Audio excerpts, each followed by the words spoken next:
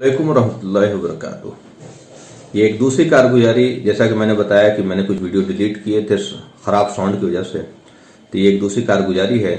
और ये है एक दिल्ली के बहुत ही मारूफ मशहूर डॉक्टर, इंडिया के मशहूर डॉक्टर, बल्कि वो इंटरनेशनल फेम है वो। तो उन डॉक्टर के पास जब मैं अपने मरीज को लेकर के गया था, तो मरीज को दिखाने के बाद वो डॉक्टर, मुझे लगा कि इनको कुछ इस्लाम की बातें इनसे करनी चाहिए, इनको इस्लाम का पैगाम देना चाहिए, क्योंकि मुझे वो काफ़ी सलीमुल फितरत दिखे और जिस तरह से उनका बात करने का अंदाज वगैरह जो था वो काफ़ी अपीलिंग था। तो जब हमने अपने पेशेंट को दिखा लिया तो मैंने डॉक्टर साहब से बोला कि मैं आपसे कुछ बातें करना चाहता हूँ। तो डॉक्टर साहब समझ गए, उन्होंने बोला अच्छा आप बैठिए। तो दो डॉक्टर, असिस्टेंट डॉक्टर भी मौजूद थे उस केबिन में और दो मरीज भी मौजूद थे। तो उन्होंने चूंकि मुझे मौका दिया बात करने का, तो मुझे लगा इनका बहुत ही कीमती टाइम है, चूंकि बाहर में बहुत लंबी वेटिंग लिस्ट चल रही थी लोगों की, ओपीडी का टाइम था उनका और काफ़ी वो फेमस डॉक्टर हैं। तो मैं अपनी बातें जो है जल्दी जल्दी उनको बताने लगा कि भाई अल्लाह कौन है, जिंदगी का मकसद क्या है, मरने के बाद क्या होगा, और कौन लोग हैं जो स्वर्ग में जाएंगे, कौन लोग हैं जो नरक में जाएंगे।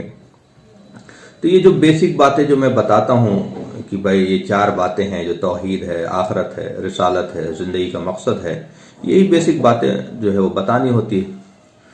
तो ये मैंने जल्दी जल्दी उनको बता दिया। बताने के बाद मैं खड़ा हो गया, मैं बोला डॉक्टर साहब मैं चलता हूँ, फिर कभी आऊँगा तो आपसे मुलाकात करूँगा।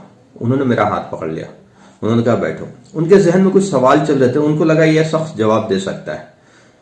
जब कोई ऐसे सवाल हो जो बड़े डिफिकल्ट सवाल से इंसान जूझ रहा हो और उसका कोई अगर जवाब नहीं दे रहा हो, और कभी ऐसा लगे कि ये शख्स जवाब देता है तो इंसान उसको गनीमत समझता है।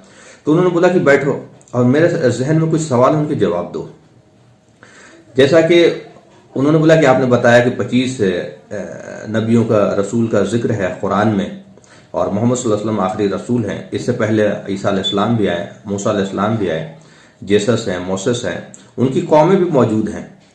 तो हम मोहम्मद सल्लल्लाहु अलैहि वसल्लम को मानना क्यों जरूरी है? ठीक है, मैं मानता हूं कि अल्लाह एक है, ईश्वर एक है, और 25 नबियों का जब जिक्र है तो मैं ईसा अलैहिस्सलाम को मान लूं, जेसस को मान लूं, मोसेस को मान लूं, मोहम्मद सल्लल्लाहु अलैहि वसल्लम को मानना क्यों जरूरी है? ये बड़ा एक तरह से मेरे लिए भी फर्स्ट टाइम इस तरह के सवाल का मैंने भी इनकाउंटर किया था। मुझे भी इस तरह के सवाल कभी मैंने फेस नहीं किए थे, लेकिन अल्लाह ताला ने मेरे जहन में भी कुछ बातें डाली।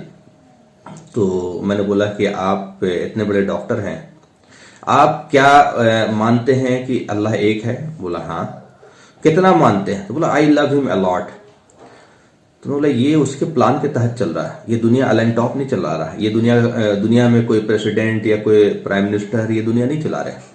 वो परमेश्वर, वो अल्लाह, वही है कायनात का मालिक, वही सारी कायनात को चला रहा है और उसी के प्लान के तहत चल रहा है, उसके प्लान की इधर उधर भी नहीं चल रहा। तो कहते यस, पॉइंट वेल टेकन। मैंने बोला कि आप इतने बड़े डॉक्टर हैं, आपके जेर इलाज बहुत सारे मरीज होंगे जो एडमिट होंगे। बोला हाँ। आपने असिस्टेंट डॉक्टर को उनकी केयर में लगा रखा है। हाँ, किसी भी सर्टेन स्टेज में अगर आप रियलाइज करते हैं कि ये असिस्टेंट डॉक्टर चेंज करना चाहिए in the interest of patient, तो क्या ये पेशेंट को हक बनता है कि वो सवाल करे कि आप ये असिस्टेंट डॉक्टर क्यों चेंज करें? क्योंकि पेशेंट को भी यकीन है कि आप जो फैसला लोगे उनके हक में होगा और आपका फैसला उनके लिए मतलब एक तरह से कबूल करने के अलावा और कोई ऑप्शन भी नहीं होगा, और उन्हें मालूम है, यकीन है कि वो फैसला जो भी आप लेंगे उनके हक में होगा। तो बोला हाँ।